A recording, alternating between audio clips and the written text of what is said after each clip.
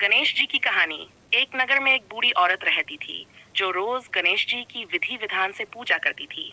लेकिन उसे प्रतिदिन गणेश जी की नई प्रतिमा बनानी पड़ती थी, क्योंकि वह मिट्टी से मूर्ति बनाती थी जो पूजा के बाद गल जाती थी। एक दिन बूढ़ी औरत ने सोचा कि अगर उसके पास पत्थर की गणेश प्रतिमा होती तो उसे रोज नई मूर्ति नहीं बनानी पड़ती। वह औरत उसी समय पास के मकान बनाने वाले कारीगरों के पास गई।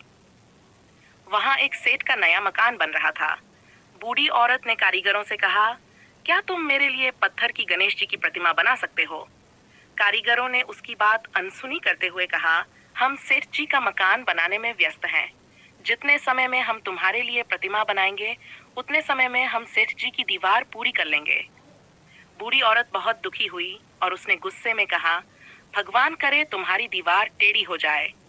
उसकी ये बात सुनते ही चमत्कार हुआ और दीवार सच में टेढ़ी हो गई। कारीगरों ने बहुत कोशिश की, लेकिन हर बार दीवार टेढ़ी ही बनती रही।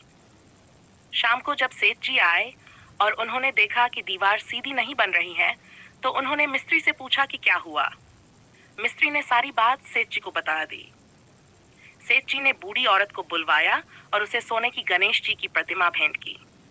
जैसे ही बूढ़ी औरत को प्रतिमा मिली, दीवार तुरंत सीधी हो गई। इस कहानी का संदेश यह है कि गणेश जी की कृपा से हर कठिनाई का समाधान हो सकता है।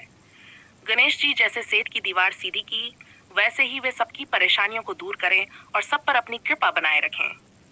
हे विनायक जी, जैसे आपने सेठ की दीवार सीधी की, वैसे ही सबके जीवन की कठिनाइयों को भी दूर करें और अपनी कृपा बनाए रखें।